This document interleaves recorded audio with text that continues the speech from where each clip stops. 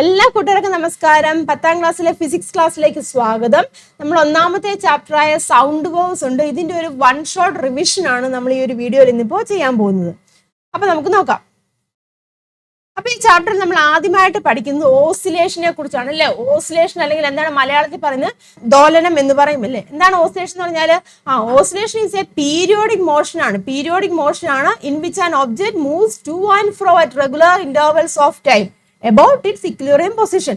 ഒരു തുലനസ്ഥാനം ഉണ്ടല്ലോ, ആ തുലനസ്ഥാനത്തെ ആസ്പദമാക്കി കൃത്യമായ ഇടവേളകൾ ഇരുവശങ്ങളിലേക്കും ചലിക്കുന്നതിനെയാണ് നമ്മൾ എന്ത് പറയുന്നത്, ദോലനം എന്ന് പറയുന്നത്. മനസ്സിലായല്ലോ. അപ്പൊ ഇക്വിലിബ്രിയം പൊസിഷൻ ഇവിടെയുണ്ട്, അതായത് തുലനസ്ഥാനം അവിടെയുണ്ട്. ഇനി ഈ ദോലനം ഇങ്ങനെ നടക്കുമ്പോൾ നമുക്കറിയാം അതിന്റെ തുലനസ്ഥാനം അല്ലെങ്കിൽ ഇക്വിലിബ്രിയം പൊസിഷൻ ഉണ്ട്. ഇക്വിലിബ്രിയം പൊസിഷനിൽ നിന്ന് ഇടതുവശത്തേക്കും വലതുവശത്തേക്കും അതെങ്ങനെയാണ് മൂവ് ചെയ്യുന്നുണ്ട്, ചലിക്കുന്നുണ്ടല്ലോ. അപ്പൊ അങ്ങനെ ചലിക്കുമ്പോൾ എന്താണ് അതിന്റെ ഒരു വശത്തേക്കുള്ള അതിന്റെ ചലനത്തെ അല്ലെങ്കിൽ ഏതെങ്കിലും ഒരു വശത്തേക്കുള്ള പരമാവധി ചലനം അല്ലെങ്കിൽ പരമാവധി സ്ഥാനാന്തരം നമുക്ക് പറയാം. ഇപ്പൊ ഇതാണ് ഇക്വിലിബ്രിയം പൊസിഷൻ അല്ലെങ്കിൽ തുലന സ്ഥാനമെങ്കിൽ അവിടുന്ന് ഏതേലും ഒരു വശത്തേക്കുള്ള പരമാവധി സ്ഥാനാന്തരത്തിന്റെ അളവിനെ നമ്മൾ ഒരു പേര് പറയും, ആംപ്ലിറ്റ്യൂഡ് എന്നാണ് പറയുന്നത്. ആംപ്ലിറ്റ്യൂഡ് അല്ലെങ്കിൽ എന്താണ്, ആയതി എന്ന് പറയും. ആംപ്ലിറ്റ്യൂഡ് അല്ലെങ്കിൽ ആയതി, അതിനെ നമ്മൾ സ്മോൾ ലെറ്റർ എ വെച്ചിട്ടാണ് റെപ്രസെന്റ് ചെയ്യുന്നത്. ഈ ചിത്രത്തിൽ കണ്ടാൽ നമുക്ക് മനസ്സിലാകാൻ സാധിക്കും, ഇവിടെ നോക്കി ഇവിടുത്തെ ആംപ്ലിറ്റ്യൂഡ് വളരെ കുറവാണ്, അതേസമയം ഇവിടുത്തെ ആംപ്ലിറ്റ്യൂഡ് അല്ലെങ്കിൽ ആയതി എങ്ങനെയാണ്, വളരെ കൂടുതലാണ്. മനസ്സിലാക്കുക കേട്ടോ.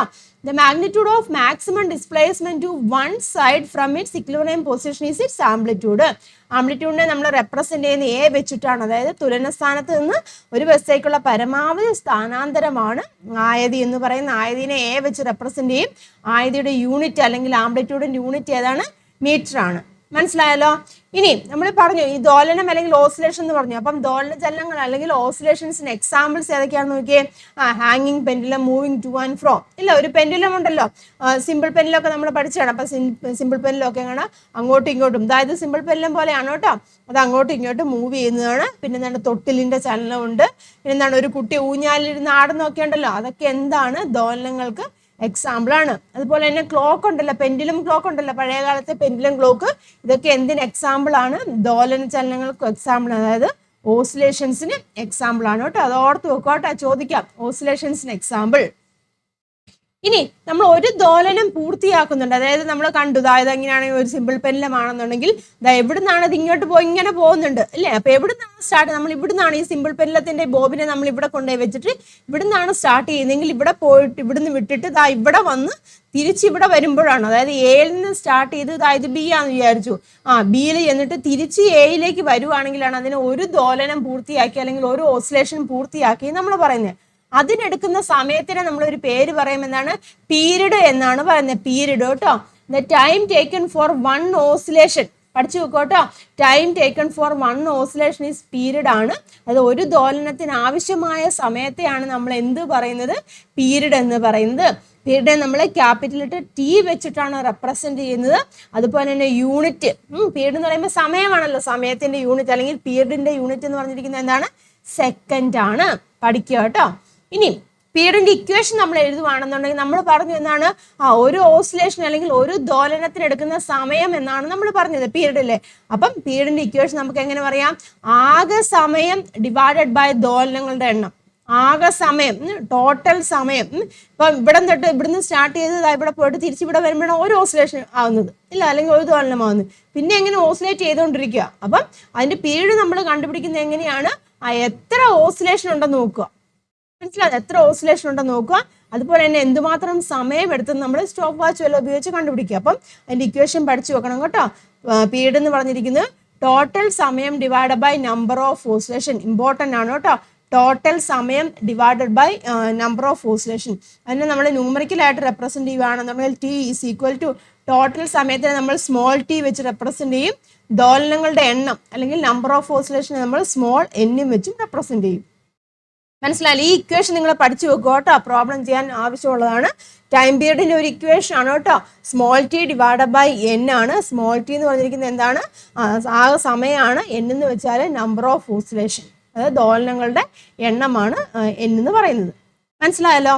ഇനി ഒരു സെക്കൻഡിൽ ഇതിങ്ങനെ ഓസിലേറ്റ് ചെയ്തിട്ടുണ്ട്. ഒരു സെക്കൻഡ് നമ്മൾ സമയം നോക്കുക, ഒരു സെക്കൻഡിൽ എത്ര ഓസിലേഷൻ ഉണ്ടാവുക നോക്കുക. ഒരു സെക്കൻഡിൽ എത്ര ഓസിലേഷൻ ഉണ്ട് അതിനെയാണ് നമ്മൾ പറയുന്നത് ഫ്രീക്വൻസി എന്ന് പറയും. ഫ്രീക്വൻസി അല്ലെങ്കിൽ ആവർത്തി എന്നാണ് പറയുന്നത്. ഒരു സെക്കൻഡിൽ ഉണ്ടാകുന്ന ദോലനങ്ങളുടെ എണ്ണം. അതായത് നമ്മളിപ്പോൾ ഒരു സ്റ്റോപ്പ് വാച്ച് ഓൺ ആക്കി വെച്ചു, അതിങ്ങനെ ഓസിലേറ്റ് ചെയ്യുക. അപ്പോൾ ഒരു സെക്കൻഡ് കഴിഞ്ഞപ്പോൾ എത്ര ഓസിലേഷൻ വന്നു, ആ എണ്ണത്തിനെയാണ് നമ്മൾ എന്ത് പറയുന്നത്, ഫ്രീക്വൻസി എന്ന് പറയുന്നത്, അല്ലെങ്കിൽ ആവൃത്തി. ഫ്രീക്വൻസിയുടെ യൂണിറ്റ് കേട്ടോ ഹെർട്സ് ആണ്, ഇമ്പോർട്ടൻ്റ് ആണ്. ഫ്രീക്വൻസിയുടെ യൂണിറ്റ് ഹെർട്സ് ആണ്. ഫ്രീക്വൻസിനെ നമ്മൾ റെപ്രസെന്റ് ചെയ്യുന്നത് എങ്ങനെയാണ്, സ്മോൾ ലെറ്റർ എഫ് വെച്ചിട്ട് കേട്ടോ. ഫ്രീക്വൻസിനെ നമ്മൾ റെപ്രസെന്റ് ചെയ്യുന്നത് എങ്ങനെയാണ്, സ്മോൾ ലെറ്റർ എഫ് വെച്ചിട്ടാണ് റെപ്രസെന്റ് ചെയ്യുന്നത്. അപ്പം ഫ്രീക്വൻസിയുടെ ഇക്വേഷൻ ഓർത്തിരിക്കുക കേട്ടോ. അതായത് number of oscillation divide by time ആണ്. Number of oscillation n divide by സമയം. ഇതാണ് ഫ്രീക്വൻസിയുടെ ഇക്വേഷൻ. ഇത് രണ്ടും അങ്ങോട്ടും ഇങ്ങോട്ടും റിലേറ്റഡ് ആണ് കേട്ടോ. ഫ്രീക്വൻസിയും ടൈം പീരീഡും അങ്ങോട്ടും ഇങ്ങോട്ടും റിലേറ്റഡ് ആണ്. അപ്പോൾ ഇക്വേഷൻ നിങ്ങൾ പഠിച്ചിരിക്കുക. പീരീഡ് ആണെങ്കിൽ period is equal to T/N ആണ്. ഫ്രീക്വൻസി എന്ന് പറയുമ്പോൾ അതിന്റെ റെസിപ്രോക്കലാന്ന് ഓർത്ത് വെച്ചാൽ മതി. ശരിക്കും ടൈം പീരീഡും ഫ്രീക്വൻസിയും തമ്മിൽ റിലേഷൻ ഉണ്ട് കേട്ടോ. റെസിപ്രോക്കൽ ഓഫ് ഫ്രീക്വൻസി ആണ് ടൈം പീരീഡ് എന്ന് പറയുന്നത്, അല്ലെങ്കിൽ ഫ്രീക്വൻസി എന്ന് പറഞ്ഞിരിക്കുന്നത് റെസിപ്രോക്കൽ ഓഫ് ടൈം പീരീഡ് നമുക്ക് പറയാം. മനസ്സിലാവുന്നുണ്ടോ പറഞ്ഞത്? അപ്പം ഏതെങ്കിലും ഒരു ഇക്വേഷൻ നിങ്ങൾ മനസ്സിലാക്കി നോക്കുക, അതിന്റെ ഓപ്പോസിറ്റ് ആയിട്ട് വരും എന്തെന്ന് പറഞ്ഞിരിക്കുന്നത് മറ്റേ ഇക്വേഷൻ. ആ ഒരു രീതിയിൽ നിങ്ങൾ പഠിച്ചു വെക്കുക. ടൈം പീരീഡ് ആണെന്നുണ്ടെങ്കിൽ T/N ആണ്, ഫ്രീക്വൻസി ആവുകയാണെന്നുണ്ടെങ്കിൽ തിരിച്ചു വരും N/T എന്ന് ഓർത്തിരിക്കുക. മനസ്സിലായില്ലേ? ഈ രണ്ട് ഇക്വേഷൻ നമുക്ക് പ്രോബ്ലം ചെയ്യാൻ ആവശ്യമുള്ളതാണ്, പഠിച്ചു വെക്കുക. അപ്പൊ നമ്മൾ പറഞ്ഞ ഫ്രീക്വൻസിയും ടൈം പീരീഡ് തമ്മിൽ റിലേഷൻ ഉണ്ടെന്ന് വെച്ചാൽ ആ റിലേഷൻ ആണ് ഇവിടെ എഴുതിയിരിക്കുന്നത്. Frequency is equal to 1/T, reciprocal of time period ആണ്, വിൽക്രമാണ് കേട്ടോ. അതായത് ഫ്രീക്വൻസിയും അതായത് ആവൃത്തിയും അതുപോലെ തന്നെ പീരീഡും എങ്ങനെയാണ്, വിപരീത അനുപാതത്തിലാണ്. ഒന്ന് കൂടുമ്പോൾ ഒന്ന് കുറയുന്നു കേട്ടോ. പീരീഡ് കൂടുവാണെന്നുണ്ടെങ്കിൽ ഫ്രീക്വൻസി കുറയും. മനസ്സിലായോ? പീരീഡ് കൂടുവാണെന്നുണ്ടെങ്കിൽ ഇവിടെ ഫ്രീക്വൻസി കുറയും, അല്ലെങ്കിൽ പീരീഡ് കുറയുവാണെന്നുണ്ടെങ്കിൽ എന്ത് സംഭവിക്കും, ഫ്രീക്വൻസി ഇവിടെ കൂടും കേട്ടോ. അത് മനസ്സിലാക്കിയിരിക്കുക. ഇൻവേഴ്സ്ലി പ്രപ്പോർഷണലാണ്. പീരീഡ് ഇൻക്രീസ് ചെയ്യുവാണെന്നുണ്ടെങ്കിൽ ഫ്രീക്വൻസി അവിടെ കുറയും കേട്ടോ. മനസ്സിലാക്കിയിരിക്കുക കേട്ടോ. ഇൻവേഴ്സ്ലി പ്രപ്പോർഷണലാണ്. ഇനി ഒരു പെൻഡുലത്തിന്റെ കേസ് നമ്മൾ കൺസിഡർ ചെയ്യുകയാണെങ്കിൽ പെൻഡുലത്തിന്റെ ലെങ്തും ഫ്രീക്വൻസിയും തമ്മിൽ റിലേഷൻ ഉണ്ട്. Length of the pendulum increases, frequency increases. അതായത് നോക്കി ഈ ചിത്രത്തിൽ കണ്ടോ, ഷോർട്ടർ ലെങ്ത് ഉള്ള ഇതാണ് അതിന്റെ ലെങ്ത് എന്ന് പറഞ്ഞത്, ലെങ്ത് ഓഫ് ദി പെൻഡുലം. ഇത് ലെങ്ത് ഓഫ് ദി പെൻഡുലം ആണ്. ഇവിടെ കുറഞ്ഞ ലെങ്ത്, ഷോർട്ടർ ലെങ്ത് ആയപ്പോൾ എന്താണ് സംഭവിക്കുന്നത്, ഹയർ ഫ്രീക്വൻസി ആയിരിക്കും. ഫ്രീക്വൻസി അവിടെ കൂടുതലായിരിക്കും. ഫ്രീക്വൻസി കൂടുമ്പോൾ എന്ത് സംഭവിക്കും, പീരീഡ്. ഫ്രീക്വൻസി കൂടുമ്പോൾ പീരീഡ് ഇവിടെ കുറയും. മനസ്സിലാവുന്നുണ്ടോ പറഞ്ഞു? അപ്പോൾ അത് ക്ലിയർ ആക്കിയിരിക്കും കേട്ടോ. നീളം കൂടിയ ലെങ്ത് കൂടുവാണെന്നുണ്ടെങ്കിൽ എന്താണ്, ഫ്രീക്വൻസി അവിടെ കുറയും. അവിടെ എന്താണ് സംഭവിക്കുന്നത്, പീരീഡ് അവിടെ കൂടും. മനസ്സിലായല്ലോ? അപ്പം മനസ്സിലാക്കി വെക്കുക, ഓർത്തിരിക്കുക. ലെങ്തും എങ്ങനെയാണ്, ഫ്രീക്വൻസിയും ടൈം പീരീഡും തമ്മിൽ റിലേഷൻ ഉണ്ട്. അതായത് ലെങ്ത് കൂടുവാണെന്നുണ്ടെങ്കിൽ മനസ്സിലാക്കോട്ടെ, ലെങ്ത് കൂടുമ്പോൾ എങ്ങനെയാണ്, ഫ്രീക്വൻസി അവിടെ കുറയും. LFT എന്ന് ഓർത്ത് വെച്ചാൽ ലെങ്ത് കൂടുവാണെന്നുണ്ടെങ്കിൽ ഫ്രീക്വൻസി അവിടെ കുറയും. ഫ്രീക്വൻസി കുറയുമ്പോൾ എന്ത് സംഭവിക്കും, പീരീഡ് അവിടെ കൂടും. മൂന്നും എങ്ങനെയാണ്, ഇൻവേഴ്സ്ലി മൂന്നും കൂടെ കണക്ട് ചെയ്യുമ്പോൾ അത് ഇൻവേഴ്സ്ലി പ്രപ്പോർഷൻ, വിപരീത അനുപാതത്തിലാന്ന് പറയാം. അതുപോലെ തന്നെ അത് ലെങ്ത് കുറയുവാണെന്നുണ്ടെങ്കിൽ ഫ്രീക്വൻസി എന്ത് സംഭവിക്കും, ഫ്രീക്വൻസി അവിടെ കൂടും. ഫ്രീക്വൻസി കൂടുവാണെന്നുണ്ടെങ്കിൽ ടൈം പീരീഡ് എങ്ങനെയാണ്, ടൈം പീരീഡ് അവിടെ കുറയും. മനസ്സിലാവുന്നുണ്ടോ? അപ്പൊ ഇതിൽ നിന്ന് വേണമെങ്കിൽ നമുക്കറിയാം, ലെങ്ത് കൂടുവാണെങ്കിൽ ടൈം പീരീഡ് കൂടും. ലെങ്തും ടൈം പീരീഡും എങ്ങനെയാണ്, നേർ അനുപാതത്തിലാണ്, ഡയറക്ട്ലി പ്രപ്പോർഷനിലാന്ന് പറയാം. മനസ്സിലാവുന്നുണ്ടോ പറഞ്ഞ്? ലെങ്തും ടൈം പീരീഡും നേർ അനുപാതത്തിലാണ്. അതായത് ലെങ്ത് കൂടുവാണെന്നുണ്ടെങ്കിൽ ടൈം പീരീഡ് കൂടും. പക്ഷെ അവിടെ എന്ത് സംഭവിക്കും, ഫ്രീക്വൻസി എങ്ങനെയാണ്, ഫ്രീക്വൻസി അവിടെ കുറയും. ക്ലിയർ ആണെന്നല്ലോ? അപ്പൊ അതങ്ങനെ റിലേറ്റ് ചെയ്ത് നിങ്ങൾ പഠിച്ചു വെക്കോട്ടെ. Length, frequency, time period. LFT എന്ന് ഓർത്ത് വെക്കുക കേട്ടോ. LFT എന്ന് ഓർത്ത് വെക്കുക. ലെങ്ത് കേട്ടോ. ലെങ്ത്, ഫ്രീക്വൻസി, ടൈം പീരീഡ് ആണ്. ദെൻ ലെങ്ത് കൂടുവാണെന്നുണ്ടെങ്കിൽ എന്താണ്, ഫ്രീക്വൻസി കുറയും. ഫ്രീക്വൻസി കുറയുമ്പോൾ ടൈം പീരീഡ് കേട്ടോ, ക്യാപിറ്റൽ T. ടൈം പീരീഡ് എങ്ങനെയാണ്, കൂടും. ഓർത്തിരിക്കുക. ലെങ്തും ടൈം പീരീഡും ഡയറക്ട്ലി പ്രപ്പോർഷനിലാണ്. ലെങ്ത് കൂടുവാണെന്നുണ്ടെങ്കിൽ ടൈം പീരീഡ് കൂടും. ഈ ഒരു കാര്യം മാത്രം ഒന്ന് ഓർത്ത് വെച്ചാൽ LFT എന്ന് വെച്ച് ഓർത്തിരിക്കുക കേട്ടോ. എന്നിട്ട് ലെങ്ത് കൂടുമ്പോൾ ഫ്രീക്വൻസി കുറയും. ഫ്രീക്വൻസി കുറയുമ്പോൾ ടൈം പീരീഡ് കൂടും. ഒന്ന് കൂടുന്നു, കുറയുന്നു. ആ ഓർഡറിൽ ഓർത്തിരിക്കുകയാണെങ്കിൽ കൂടുന്നു, കുറയുന്നു, കൂടുന്നു. ആ ഒരു ഓർഡറിൽ ഓർത്തിരിക്കുക. ക്ലിയർ ആയല്ലോ? അപ്പം ടൈം പീരീഡും ഫ്രീക്വൻസിയും വളരെ ഇമ്പോർട്ടൻ്റ് ആണ്, പ്രോബ്ലം ചെയ്യാൻ ചോദിക്കും. ഇനി അടുത്തതാണ് നാച്ചുറൽ ഫ്രീക്വൻസി എന്ന് പറഞ്ഞിരിക്കുന്ന ഒരു ടോപ്പിക്. അതായത് ഒരു ഒബ്ജക്ട്സിനും എല്ലാ ഒബ്ജക്ട്സിനും എന്താണ്, അതിൻ്റെതായ ഫ്രീക്വൻസി ഉണ്ട്. അപ്പൊ അതിന്റെ ആ ഫ്രീക്വൻസിനെ നമ്മൾ പറയുന്ന പേരാണ് നാച്ചുറൽ ഫ്രീക്വൻസി എന്ന് പറയും കേട്ടോ. സ്വാഭാവിക ആവർത്തി. When objects vibrates freely, it vibrates in its innate frequency. അതായത് ഓരോ വസ്തുക്കൾക്കും അതിൻ്റെതായ ഫ്രീക്വൻസി ഉണ്ട്, അല്ലെങ്കിൽ ആവർത്തി ഉണ്ട്. അതിനെ നമ്മൾ എന്ത് പറയും? സ്വാഭാവിക ആവർത്തി അല്ലെങ്കിൽ നാച്ചുറൽ ഫ്രീക്വൻസി എന്ന് പറയും. അപ്പം ഒരു ഒബ്ജക്റ്റിന്റെ, ഒരു വസ്തുവിന്റെ സ്വാഭാവിക ആവർത്തിയെ സ്വാധീനിക്കുന്ന ഘടകങ്ങൾ ഏതൊക്കെയാണ്? ലെങ്ത് ഓഫ് ദി ഒബ്ജക്റ്റ്, ആ ഒരു വസ്തുവിന്റെ നീളത്തെ സ്വാധീനിക്കുന്നുണ്ട്. ആ വസ്തുവിന്റെ സൈസിനെ കേട്ടോ, വലിപ്പത്തെ സ്വാധീനിക്കുന്നുണ്ട്. അതിന്റെ ഇലാസ്റ്റിസിറ്റി, ഇലാസ്റ്റികതയുണ്ടല്ലോ, എന്തുമാത്രം ഇലാസ്റ്റിസിറ്റി ഉണ്ട്, അതിനെ സ്വാധീനിക്കുന്നുണ്ട്.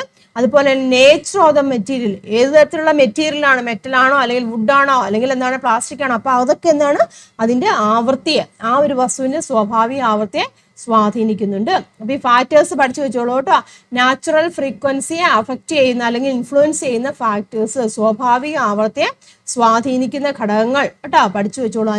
4 പോയിന്റുകളുണ്ട്. 4 പോയിന്റുകൾ കൃത്യമായിട്ട് പഠിച്ചു വെക്കുക. ഇനി നമ്മൾ പറഞ്ഞു എന്താണ്, ഓരോ വസ്തുവിന് അതിന്റെ സ്വാഭാവിക ആവർത്തി ഉണ്ടെന്ന് പറഞ്ഞു. ആ സ്വാഭാവിക ആവർത്തിയിൽ അത് കമ്പനം ചെയ്യുന്നത്, അതായത് നാച്ചുറൽ ഫ്രീക്വൻസി എന്ന് പറഞ്ഞു. അപ്പോൾ ഒരു വസ്തു എന്താണ്, ഇവിടെ ട്യൂണിംഗ് ഫോർക്ക് ഉണ്ടല്ലോ, ഈ ട്യൂണിംഗ് ഫോർക്ക് അത് കമ്പനം ചെയ്യുകയാണ്. അപ്പൊ അതിന്റെ കമ്പനം എന്താ, മറ്റൊരു ടേബിളിലേക്ക് ആ ട്യൂണിംഗ് ഫോർക്ക് വെച്ച് കഴിയുമ്പോൾ എന്ത് സംഭവിക്കുന്നുണ്ട്, ആ കമ്പനം ഈ ടേബിളിലേക്ക് ഇൻഡ്യൂസ് ചെയ്യുന്നുണ്ട് അല്ലെങ്കിൽ പ്രേരണം ചെയ്യുന്നുണ്ട്.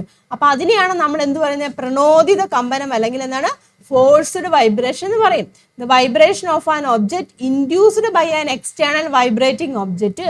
കമ്പനം ചെയ്യുന്ന വസ്തുവിന്റെ പ്രേരണം മൂലം മറ്റൊരു വസ്തു കമ്പനം ചെയ്യുന്നു. അതിനെയാണ് നമ്മൾ എന്ത് പറയുന്നത്, ഫോഴ്സ്ഡ് വൈബ്രേഷൻ അല്ലെങ്കിൽ പ്രണോദിത കമ്പനം എന്ന് പറയുന്നത്. മനസ്സിലായല്ലോ? ദ എക്സാമ്പിൾ കൊടുത്തിട്ടുണ്ട്, നോക്കിയേ. When a tuning fork is excited and it stem is placed on a table, the table also vibrate. ഉത്തേജിപ്പിച്ച ട്യൂണിംഗ് ഫോർക്കിന്റെ തണ്ട് മേശപ്പുറത്ത് വെക്കുമ്പോൾ എന്ത് സംഭവിക്കുന്നുണ്ട്, ഈ മേശയും എന്ത് സംഭവിക്കുന്നു, മേശയും കമ്പനം ചെയ്യുന്നു. അതുപോലെ തന്നെ മൊബൈൽ ഫോൺ, നമ്മുടെ ഫോൺ നമ്മുടെ കയ്യിലിരിക്കണം, വൈബ്രേറ്റിംഗ് മോഡിലിരിക്കും. അപ്പോൾ കോൾ വന്നു കഴിയുമ്പോൾ എന്ത് സംഭവിക്കും, നമ്മുടെ കയ്യിലേക്കും ആ വൈബ്രേഷൻ വരുന്നുണ്ട് ഇല്ല. അതുപോലെ തന്നെ ഇടിമിന്നലൊക്കെ ഉണ്ടാകുമ്പോൾ ജനലുകളൊക്കെ വൈബ്രേറ്റ് ചെയ്യുന്ന അറിയാൻ പറ്റില്ല, ചെറിയൊരു സൗണ്ട് കേൾക്കാമല്ലോ. അപ്പൊ ഇതൊക്കെ എന്താണ്, ഈ ഫോഴ്സ്ഡ് വൈബ്രേഷൻ അല്ലെങ്കിൽ പ്രണോദിത കമ്പനത്തിന് എക്സാമ്പിൾ ആണ്. ഇനി അങ്ങനെ ഫോഴ്സ്ഡ് വൈബ്രേഷൻ വന്നു കഴിയുമ്പോൾ, ഒരു പർട്ടിക്കുലർ പോയിന്റിൽ വന്നു കഴിയുമ്പോൾ എന്ത് സംഭവിക്കും, മാക്സിമം സൗണ്ട് നമുക്ക് കേൾക്കാൻ സാധിക്കും. ഇപ്പൊ ടേബിളിലേക്ക് നമ്മൾ ട്യൂണിംഗ് ഫോർക്ക് വെച്ചു, അത് ഫോഴ്സ്ഡ് വൈബ്രേഷൻ ഇങ്ങോട്ട് വരുന്നുണ്ട്. അപ്പൊ എന്താണ്, ഒരു പർട്ടിക്കുലർ വൈബ്രേഷൻ ഇങ്ങനെ വന്നുകൊണ്ടിരിക്കുക. അപ്പൊ ഒരു പർട്ടിക്കുലർ സമയം കഴിയുമ്പോൾ മാക്സിമം സൗണ്ട് നമുക്ക് കേൾക്കാൻ സാധിക്കും. ആ ഒരു കണ്ടീഷനെ നമ്മൾ പറയുന്ന പേരാണ് അനുനാദത്തിലാന്ന് പറയുന്നത്. അതായത് ഈ ട്യൂണിംഗ് ഫോർക്കും ഈ ടേബിളും എങ്ങനെയാണ്, ഒരേ ഫ്രീക്വൻസിയിലാന്ന് പറയും. ഒരേ ഫ്രീക്വൻസി അല്ലെങ്കിൽ അതിന് നമ്മൾ പറയുന്ന പേരാണ് റെസൊണൻസ് അല്ലെങ്കിൽ അനുനാദം എന്ന് പറയും കേട്ടോ. റെസൊണൻസ് അല്ലെങ്കിൽ അനുനാദം, അത് പ്രത്യേകം ഓർത്തോണം കേട്ടോ. അനുനാദത്തിലായിരിക്കുമ്പോൾ രണ്ടിന്റെ ഫ്രീക്വൻസി എങ്ങനെയായിരിക്കും, ഒരുപോലെ ആയിരിക്കും കേട്ടോ. സ്വാഭാവിക ആവർത്തിയും തുല്യമാവും. രണ്ടിന്റെ നാച്ചുറൽ ഫ്രീക്വൻസി, അതായത് ഇവിടെ ട്യൂണിംഗ് ഫോർക്ക് ആണെന്നാണ്, ഈ ട്യൂണിംഗ് ഫോർക്കിന്റെ ഫ്രീക്വൻസിയും ടേബിളിന്റെ ഫ്രീക്വൻസിയും നാച്ചുറൽ ഫ്രീക്വൻസിയും ഒരുപോലെയാവും. അപ്പൊ ആ ഒരു കണ്ടീഷനെ നമ്മൾ പറയുന്ന പേരാണ് റെസൊണൻസ് എന്ന് പറയും. അപ്പം മനസ്സിലായല്ലോ? നോക്കോട്ടെ, natural frequency of the forcing object and that of the forced objects are equal. The objects are set to be in resonance കേട്ടോ. ആ ഒരു കണ്ടീഷനിൽ മാക്സിമം ആംപ്ലിറ്റ്യൂഡിൽ വൈബ്രേറ്റ് ചെയ്യും. അപ്പൊ മാക്സിമം ആംപ്ലിറ്റ്യൂഡിൽ വൈബ്രേറ്റ് ചെയ്യാന്ന് പറഞ്ഞാൽ ഉദ്ദേശിക്കുന്നത് നമുക്ക് സൗണ്ട് ചിലപ്പോൾ മാക്സിമം ആയിട്ട് നമുക്ക് കേൾക്കാൻ സാധിക്കും, അല്ലെങ്കിൽ രണ്ടും ഒരേ മാക്സിമം ഫ്രീക്വൻസിയിൽ അത് വൈബ്രേറ്റ് ചെയ്യും. മനസ്സിലാക്കോട്ടെ. അപ്പം ഈ അനുനാദത്തിലായിരിക്കുമ്പോൾ ഫ്രീക്വൻസി അല്ലെങ്കിൽ ആവൃത്തി എങ്ങനെയായിരിക്കും, ഒരുപോലെ ആയിരിക്കും. അതൊരു പോയിന്റ് ആണ് കേട്ടോ. അനുനാദത്തിലായിരിക്കുമ്പോൾ എങ്ങനെയായിരിക്കും, അതിൻ്റെ രണ്ടിൻ്റെയും ഫ്രീക്വൻസി ഇല്ലേ ഒരുപോലെ ആയിരിക്കും. അപ്പോൾ ഒരുപോലെ ആകുമ്പോൾ എങ്ങനെയാണ്, കൂടുതൽ ആയതി അല്ലെങ്കിൽ കൂടുതൽ ആംപ്ലിറ്റ്യൂഡിൽ അത് വൈബ്രേറ്റ് ചെയ്യും. മനസ്സിലാക്കുക കേട്ടോ.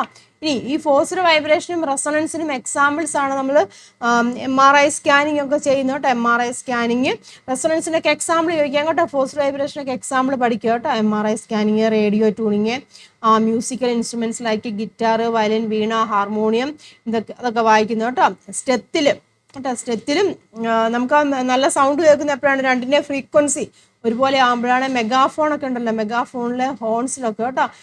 ഇനി നമുക്ക് അടുത്ത് പഠിക്കാനുള്ള ടോപ്പിക്കാണ് തരംഗചലനം അല്ലെങ്കിൽ വേവ് മോഷൻ എന്ന് പറയും. അതായത് വേവ് മോഷൻ എന്ന് വെച്ചാൽ വേവ് ചലിക്കുകയാണ്, അതായത് എനർജിയാണ്. വേവ് എന്ന് വെച്ചാൽ എനർജിയാണ്. എനർജി ഒരു ഭാഗത്തു നിന്നും മറ്റൊരു ഭാഗത്തേക്ക് പ്രൊപ്പഗേറ്റ് ചെയ്യുന്നു അല്ലെങ്കിൽ പ്രസരിക്കുന്നു. അതിനെയാണ് നമ്മൾ എന്ത് പറയുന്നത്, വേവ് മോഷൻ എന്ന് പറഞ്ഞത്. ഇത് അതുകൊണ്ടല്ലേ ഇവിടെ റിപ്പിള്, അതായത് വെള്ളത്തുള്ളി ഉണ്ടല്ലോ, നമ്മളിവിടെ ഒരു വന്ന് വീഴണം, അപ്പം സംഭവിക്കും അവിടെ വേവ്സ്, ഈ ഒരു എനർജി ഇവിടെയാണ് വന്ന് വീണത്, അപ്പോൾ എനർജി ഇങ്ങോട്ട് ഇത് പ്രസരിക്കും അല്ലെങ്കിൽ പ്രൊപ്പഗേറ്റ് ചെയ്യും. ഇതാ സ്ലിങ്കിയുടെ കേസിൽ സ്ലിങ്കി നമ്മളിവിടെ വലിച്ചു വിടുമ്പോൾ ഈ എനർജി അങ്ങോട്ട് പ്രസരിക്കുകയാണ് ചെയ്യുന്നത് കേട്ടോ. ഇവിടെ ഇതുപോലെ തന്നെ നമ്മൾ റബ്ബർ ബാൻഡ് ഒക്കെ വലിച്ചു വിടുവാണെന്നുണ്ടെങ്കിൽ മേളിലേക്കും താഴേക്കും ആ എനർജി അവിടെ പ്രൊപ്പഗേറ്റ് ചെയ്യുകയാണ് ചെയ്യുന്നത്.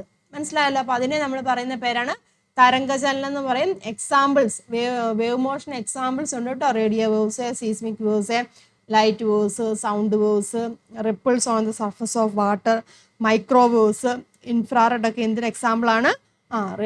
വേവ് മോഷൻ കേട്ടോ. തരംഗചലനങ്ങൾക്ക് എക്സാമ്പിൾ ആണ് കേട്ടോ തരംഗചലനം. മനസ്സിലാക്കുക, പഠിക്കുക കേട്ടോ. ഇനി ഈ പ്രധാനമായിട്ടും വേവുകൾ രണ്ട് തരത്തിലാണല്ലോ കേട്ടോ. ഇലക്ട്രോ മാഗ്നറ്റിക് വേവ്സും അതുപോലെ തന്നെ മെക്കാനിക്കൽ വേവ്സും പറയാം കേട്ടോ. വൈദ്യുതകാന്തിക തരംഗങ്ങളും അതുപോലെ തന്നെ യാന്ത്രിക തരംഗങ്ങൾ. ഇലക്ട്രോ മാഗ്നറ്റിക് വേവ്സ് എന്ന് പറയുമ്പോൾ ഇലക്ട്രോ മാഗ്നറ്റിക് വൈദ്യുതകാന്തിക കേട്ടോ. വൈദ്യുതകാന്തിക തരംഗങ്ങൾ എന്നാണ് കേട്ടോ. വൈദ്യുതകാന്തിക തരംഗങ്ങൾ. മെക്കാനിക്കൽ വേവ്സ് എന്ന് പറയുമ്പോൾ യാന്ത്രിക തരംഗങ്ങൾ എന്ന് പറയും കേട്ടോ. യാന്ത്രിക തരംഗങ്ങൾ അങ്ങനെ രണ്ട് തരത്തിലുണ്ട്. ഇനി ഇതിന് രണ്ടിന്റെ പ്രത്യേകത എന്ന് വെച്ചാൽ ഇലക്ട്രോ മാഗ്നറ്റിക് വേവ്സിന് എന്താണ്? Do not require a medium. Electro magnetic വേവ്സിന് പ്രൊപ്പഗേറ്റ് ചെയ്യാൻ അല്ലെങ്കിൽ ട്രാൻസ്മിറ്റ് ചെയ്യാൻ മീഡിയം ആവശ്യമില്ല. മീഡിയം ആവശ്യമില്ലാത്ത വേവ്സുകളാണ്. അതായത് മാധ്യമം കേട്ടോ. മാധ്യമം ആവശ്യമില്ല. മീഡിയം എന്ന് പറയുമ്പോൾ എന്താണ്? മാധ്യമം ആവശ്യമില്ലാത്ത വേവാണ് ഇലക്ട്രോ മാഗ്നറ്റിക് വേവ്സ്. ഇവിടെ മീഡിയം അല്ലെങ്കിൽ മാധ്യമം ആവശ്യമുള്ള വേവ്സിനെ നമ്മൾ എന്ത് പറയാം? മെക്കാനിക്കൽ വേവ്സ് അല്ലെങ്കിൽ യാന്ത്രിക തരംഗങ്ങൾ എന്നാണ് പറയുന്നത്. എക്സാമ്പിൾസ് പഠിച്ചു വെക്കുക കേട്ടോ. അതായത് മാധ്യമം ആവശ്യമില്ലാത്ത റേഡിയോ വേവ്സിന് മാധ്യമം ആവശ്യമില്ല. Microwaves, IR waves, visible light, ultraviolet, X ray, gamma ഇതിനൊന്നും എന്താണ്? മീഡിയം ആവശ്യമില്ല. അതേസമയം സൗണ്ടിന് ട്രാവൽ ചെയ്യാൻ മീഡിയം ആവശ്യമാണ്. സീസ്മിക് വേവ്സ് എന്താണ്? സുനാമിക്ക് കാരണമായിട്ടുള്ള കേട്ടോ. സീസ്മിക് വേവ്സ് അതുപോലെ സ്ട്രിങ്സ് ഒക്കെ ഉണ്ടല്ലോ. സ്ട്രിങ്ങിലെയൊക്കെ വേവ്സ് ഒക്കെ ഉണ്ട്. അതിനൊക്കെ എന്താണ്? മീഡിയം ആവശ്യമാണ്. അപ്പം മീഡിയം ആവശ്യമുള്ളതിനെ മെക്കാനിക്കൽ വേവ് എന്നും പറയും. ആവശ്യമില്ലാത്തതിനെ ഇലക്ട്രോ മാഗ്നറ്റിക് വേവ്സ് എന്നാണ് പറയുന്നത്. എക്സാമ്പിൾസ് പഠിക്കുക. ഇനി ഈ യാന്ത്രിക തരംഗങ്ങൾ ഉണ്ടല്ലോ, മെക്കാനിക്കൽ വേവ്സിനെ തന്നെ രണ്ടായിട്ട് ക്ലാസിഫൈ ചെയ്തിട്ടുണ്ട്. ലോഞ്ചിറ്റ്യൂഡിനൽ വേവ്സും ട്രാൻസ്വേഴ്സ് വേവ്സും. ലോഞ്ചിറ്റ്യൂഡിനൽ വേവ്സ് എന്ന് വെച്ചാൽ അനുദൈർഘ്യ തരംഗങ്ങൾ കേട്ടോ. അനുദൈർഘ്യ തരംഗങ്ങൾ. അതുപോലെ തന്നെ ട്രാൻസ്വേഴ്സ് വേവ്സ് എന്താണ്? അനുപ്രസ്ഥ തരംഗം കേട്ടോ. അനുപ്രസ്ഥ തരംഗം കേട്ടോ. അനുദൈർഘ്യ തരംഗവും അനുപ്രസ്ഥ തരംഗവും വ്യത്യാസം മനസ്സിലാക്കുക കേട്ടോ. എന്താ ലോഞ്ചിറ്റ്യൂഡിനൽ വേവ്സ് അല്ലെങ്കിൽ അനുദൈർഘ്യ തരംഗങ്ങളുടെ എക്സാമ്പിൾ ആണ് ഇതാ താഴെ കൊടുത്തിരിക്കുന്നത്. അതുകൊണ്ടല്ലേ അനുപ്രസ്ഥ അല്ലെങ്കിൽ എന്താണ്? ട്രാൻസ്വേഴ്സ് വേവ്സ് ആണ് ഇത്. ഓക്കെ. ലോഞ്ചിറ്റ്യൂഡിനൽ വേവ്സ് എന്ന് പറയുമ്പോൾ എന്താണ്? Particles in the medium vibrates. നോക്കട്ടെ. Parallel to the direction of propagation of waves. Parallel to the direction of propagation, അതായത് തരംഗത്തിന്റെ പ്രേഷണദിശയ്ക്ക് സമാന്തരമായിട്ട് കേട്ടോ. പാരലൽ എന്ന് പറയുമ്പോൾ എന്താണ്? സമാന്തരമായിട്ട്. ലോഞ്ചിറ്റ്യൂഡിനൽ വേവ്സ് എന്ന് പറയുമ്പോൾ ഓർത്തിരിക്കുക. Longitudinal parallel to the direction of propagation. അതേസമയം ട്രാൻസ്വേഴ്സ് ആണെങ്കിൽ പെർപെൻഡിക്കുലർ കേട്ടോ. Perpendicular to the direction of propagation of the waves. ഇത് പാരലാണ്. ഇവിടെ എന്താണ്? പെർപെൻഡിക്കുലർ ആണെന്ന് ഓർത്തിരിക്കുക കേട്ടോ. ഇനി ലോഞ്ചിറ്റ്യൂഡിനൽ വേവ്സ് ആണെങ്കിൽ ഇതാ നോക്കുക. കംപ്രഷനും റെയർഫാക്ഷൻസും ഫോം ചെയ്യും. അതേസമയം ട്രാൻസ്വേഴ്സ് അല്ലെങ്കിൽ അനുപ്രസ്ഥ തരംഗത്തിൽ ക്രസ്റ്റും ട്രഫും ആയിരിക്കും കേട്ടോ. ക്രസ്റ്റും ട്രഫും ആയിരിക്കും ഫോം ചെയ്യുന്നത്. മനസ്സിലായല്ലോ? ഇനി ഈ ലോഞ്ചിറ്റ്യൂഡിനൽ വേവ്സിലെ പ്രഷർ വേരിയേഷൻസ് കേട്ടോ. പ്രഷർ വേരിയേഷൻ ഉണ്ടാകുന്നുണ്ട്. അതേസമയം ട്രാൻസ്വേഴ്സ് വേവ്സിലെ പ്രഷർ വേരിയേഷൻ ആണ് ഉണ്ടാകുന്നില്ല. ഇനി ഈ ലോഞ്ചിറ്റ്യൂഡിനൽ വേവ്സ് സോളിഡ് കേട്ടോ, ലിക്വിഡ്, ഗ്യാസസിലൂടെ ഒക്കെ ട്രാൻസ്മിറ്റ് ചെയ്യുന്നുണ്ട്. പക്ഷെ അനുപ്രസ്ഥ തരംഗം അതായത് ട്രാൻസ്വേഴ്സ് വേവ്സ് എങ്ങനെയാണ്? സോളിഡിലും ലിക്വിഡിലും മാത്രമാണ് ട്രാൻസ്മിറ്റ് ചെയ്യുന്നത്. എക്സാമ്പിൾസ് കൂടെ നോക്കട്ടെ. ലോഞ്ചിറ്റ്യൂഡിനൽ വേവ്സിന് എക്സാമ്പിൾ എന്താണ്? Sound wave, seismic wave from a slinky ഉണ്ടല്ലോ. സ്ലിങ്കിയിലൊക്കെ എക്സാമ്പിൾ എന്തിനാണ്? ലോഞ്ചിറ്റ്യൂഡിനൽ വേവ്സിന് എക്സാമ്പിൾ ആണ്. ക്ലിയർ ആയല്ലോ? അതുപോലെ തന്നെ waves formed in a rope, waves formed in the surface of water, ഇതൊക്കെ എന്തിന് എക്സാമ്പിൾ ആണ്? ട്രാൻസ്വേഴ്സ് വേവ്സ് അല്ലെങ്കിൽ അനുപ്രസ്ഥ തരംഗങ്ങൾക്ക് എക്സാമ്പിൾ ആണ്. അപ്പം ആ ഡിഫറൻസ് കേട്ടോ. Difference between longitudinal and transverse. Main difference എന്ന് പറഞ്ഞാൽ parallel to the direction of propagation. ഇവിടെ എന്ന് പറഞ്ഞിരിക്കുന്നത് പെർപെൻഡിക്കുലർ ആണ്. പിന്നെ കംപ്രഷനും റെയർഫാക്ഷനും, ഇവിടെ ക്രസ്റ്റും ട്രഫും. അതാണ് മെയിൻ ഡിഫറൻസ് എന്ന് പറഞ്ഞിരിക്കുന്നത്. ക്ലിയർ ആയല്ലോ? ദെൻ എന്താണ്? എക്സാമ്പിൾസും പഠിച്ചു നോക്കുക കേട്ടോ. കംപ്രഷൻ, അതായത് കംപ്രഷൻ ഓർത്തിരിക്കുക കേട്ടോ. കംപ്രഷൻ നമ്മൾ പറയുന്ന പേരാണ്. കംപ്രഷൻ എന്ന് ഉദ്ദേശിക്കുന്നത് ഹയർ പ്രഷർ ഏരിയ, പ്രഷർ കൂടിയ ഏരിയ ആണ് കേട്ടോ കംപ്രഷൻ എന്ന് പറഞ്ഞിരിക്കുന്നത്. റെയർഫാക്ഷൻ എന്ന് പറഞ്ഞിരിക്കുന്നത് അവിടെ നിന്നാണ് പ്രഷർ കുറഞ്ഞ ഏരിയ, അതായത് അതായത് ഉച്ചമർദ്ദ മേഖലയും, ഇതിനെ നമ്മൾ ഉച്ചമർദ്ദ മേഖല എന്ന് പറയും, ഇതിനെ നമ്മൾ നീചമർദ്ദ മേഖല എന്നാണ് പറയുന്നത്. ഇനി ക്രസ്റ്റും ട്രഫും ഉണ്ട്. ക്രസ്റ്റ് എന്ന് പറഞ്ഞാൽ ശൃംഗമാണ് കേട്ടോ, അതുപോലെ ട്രഫ് എന്ന് പറഞ്ഞാൽ ഗർത്തവുമാണ്. അത് പഠിക്കുക. അപ്പൊ ഇത് പഠിക്കണം കേട്ടോ, ഇമ്പോർട്ടൻ്റ് ആണ്. Difference between longitudinal waves and transverse waves.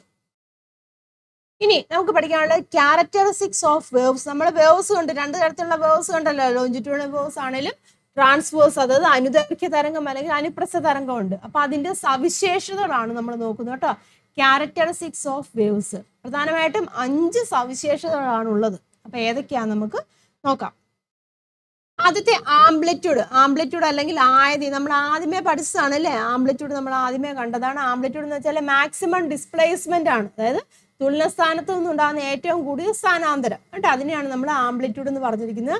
അതായത് നോക്കിയേ, ട്രാൻസ്വേഴ്സ് വേവ്സ് കണ്ടില്ലേ, ട്രാൻസ്വേഴ്സിന്റെ കേസിൽ ഇതാ നോക്കിയേ, തുലനസ്ഥാനത്ത് നിന്നുള്ള മാക്സിമം, ഇതാണ് അതിന്റെ ഇക്വിലിബ്രിയം പൊസിഷൻ. അവിടുന്ന് മാക്സിമം ഉള്ള ഡിസ്പ്ലേസ്മെന്റിനെ അല്ലെങ്കിൽ സ്ഥാനാന്തരത്തിനെയാണ് നമ്മൾ ആംപ്ലിറ്റ്യൂഡ് എന്ന് പറഞ്ഞിരിക്കുന്നത്. ആംപ്ലിറ്റ്യൂഡ് നമ്മൾ സ്മോൾ ലെറ്റർ എ വെച്ചിട്ടാണ് റെപ്രസെന്റ് ചെയ്യുന്നതെന്ന് പറഞ്ഞു, യൂണിറ്റ് മീറ്റർ ആണെന്നും പറഞ്ഞു. മനസ്സിലായല്ലോ. ഇതിന്റെ അടുത്താണ് പീരീഡ് എന്ന് പറഞ്ഞിരിക്കുന്നത് കേട്ടോ. പീരീഡ് എന്ന് വെച്ചാൽ എന്താണ്, നമ്മളുടെ ദോലനങ്ങളുടെ എണ്ണം എന്ന് പറഞ്ഞില്ലായിരുന്നു, അപ്പൊ അത് തന്നെയാണ് time taken by a particle in the medium to complete one vibration. ഇവിടെ ഒരു കമ്പനം പൂർത്തിയാക്കാൻ എടുക്കുന്ന സമയമാണ്. അപ്പൊ ഒരു കമ്പനം എന്ന് പറയുമ്പോൾ എന്താ നോക്കിയേ, ഇതാ ഇങ്ങനെ ഉണ്ടല്ലോ, ഒരു വേവ് എന്ന് പറയുമ്പോൾ, ഒരു തരംഗം എന്ന് പറയുമ്പോൾ ഇതാ ഇവിടെ തൊട്ട് ഇവിടം വരെയാണ് ഒരു വേവ് എന്ന് പറഞ്ഞു. അപ്പൊ അടുത്ത വേവ് എന്ന് പറയുമ്പോൾ ഇതാ ഇങ്ങനെ വരും. അപ്പം ഒരു വേവ് എന്ന് പറഞ്ഞാൽ ഇവിടം തൊട്ട് ഇവിടം വരെ. അപ്പൊ അതിനെടുക്കുന്ന ആ സമയത്തിനെയാണ് നമ്മൾ എന്ത് പറയുന്നത്, പീരീഡ് എന്ന് പറയുന്നത്. മനസ്സിലല്ലോ. അപ്പം പീരീഡും ഫ്രീക്വൻസി തമ്മിൽ റിലേഷൻ ഉണ്ട്. നമ്മൾ കണ്ടായിരുന്നു T is equal to 1/f ആണ്, or T is equal to, നമ്മൾ കണ്ടില്ലായിരുന്നു equation, T is equal to എന്താണ്, T/n അല്ലെ. T/n എന്നുള്ള ഇക്വേഷൻ ആദ്യമേ കണ്ടില്ലായിരുന്നു, ആ ഇക്വേഷൻ തന്നെയാണ് time divide by number of vibration. അതായത് നമ്മൾ ഓൾറെഡി നമ്മൾ കണ്ടായിരുന്നു ടൈം പീരീഡ് എന്ന് വെച്ചാൽ T/n ആണ്, അതുപോലെ തന്നെ F എന്ന് വെച്ചാൽ n/t ആണെന്ന് കണ്ടായിരുന്നു അല്ലെ. ആ ഒരു റിലേഷൻ വെച്ചിട്ട് തന്നെയാണ് നമ്മളിവിടെ കിട്ടിയത് T is equal to T/n എന്ന് കേട്ടോ. T is equal to T/n ആണ് ടൈം പീരീഡിന്റെ ഇക്വേഷൻ. T എന്ന് വെച്ചാൽ ടൈം ആണ്, N എന്ന് വെച്ചാൽ നമ്പർ ഓഫ് വൈബ്രേഷൻ ആണ് കേട്ടോ, നമ്പർ ഓഫ് വൈബ്രേഷൻ. അപ്പൊ ഇവിടെ എന്ന് പറഞ്ഞാൽ അത് ഇവിടെ തൊട്ട് ഇവിടം വരെ വരുമ്പോഴാണ് ഒരു വൈബ്രേഷൻ ആവുന്നത്, ഒരു വേവ് കേട്ടോ, മനസ്സിലാക്കുക. അപ്പൊ അതിന്റെ യൂണിറ്റ് സെക്കൻഡും ആണ്. ഇനി അടുത്ത സവിശേഷത അല്ലെങ്കിൽ അടുത്ത ക്യാരക്ടറിസ്റ്റിക്സ് ആണ് ഫ്രീക്വൻസി. അതും നമ്മൾ കണ്ടായിരുന്നു അല്ലെ, number of cycles, number of vibrations per second. അതുപോലെ തന്നെ number of cycles that passes through A point in 1 second. അതായത് നമ്പർ ഓഫ് സൈക്കിൾസ് ദാ ഇവിടം തൊട്ട് ഇത് എത്രയാണ്, ഇത് ഒരു സൈക്കിളായി, ഇവിടം വരെയപ്പോൾ ഒരു സൈക്കിൾ, അടുത്തതാ ഇവിടം തൊട്ട് ഇവിടം വരെയപ്പോൾ രണ്ടാമത്തെ സൈക്കിളായി, അടുത്ത ഇവിടം വരെയായപ്പോൾ മൂന്നാമത്തെ സൈക്കിളായി. അപ്പം എത്ര സൈക്കിൾസ് ഉണ്ട്, അതാണ് അതിന്റെ ഫ്രീക്വൻസി എന്ന് പറഞ്ഞിരിക്കുന്നത്. മനസ്സിലായി. അപ്പൊ ഈ ഒരു ചിത്രത്തെ സംബന്ധിച്ചിടത്തോളം ദാ ഇവിടം തൊട്ട് ഇവിടെ വരെ വരുമ്പോൾ ഒരു സൈക്കിളായി, അടുത്തതാ ഇവിടം തൊട്ട് ഇവിടെ വരുമ്പോൾ രണ്ടാമത്തെ സൈക്കിളായി, ദെൻ ഇത് മൂന്നാമത്തെ സൈക്കിൾ. അപ്പൊ ഇവിടുത്തെ ഫ്രീക്വൻസി എന്ന് പറഞ്ഞാൽ എത്രയാണ്, 3 ഹെർട്സ് ആണെന്ന് നമുക്ക് പറയാം. മനസ്സിലാവുന്നുണ്ടോ. F is equal to, നമ്മൾ മുമ്പേ കണ്ട F is equal to number of vibration divide by T. ഇതാണ് equation. F is equal to n/t. Unit ഹെർട്സും ആണ് കേട്ടോ. നമ്മൾ പഠിച്ച കാര്യം തന്നെ. ഇനി അടുത്താണ് വേവ് ലെങ്ത് എന്ന് പറഞ്ഞിരിക്കുന്നത്. വേവ് ലെങ്ത് എന്ന് വെച്ചാൽ it's a distance between 2 consecutive particles which are in the same phase of vibration. അതായത് അടുത്തടുത്ത പാർട്ടിക്കിൾസ് ഉണ്ടല്ലോ, അപ്പൊ അത് തമ്മിലുണ്ടാകുന്ന ഒരു ഡിസ്റ്റൻസിനെയാണ് നമ്മൾ വേവ് ലെങ്ത് എന്ന് പറഞ്ഞിരിക്കുന്നത് കേട്ടോ. ലെങ്ത് തന്നെയാണ്, അതിന്റെ യൂണിറ്റ് ഏതാണ്, മീറ്റർ ആണ് കേട്ടോ, യൂണിറ്റ് മീറ്റർ ആണ്.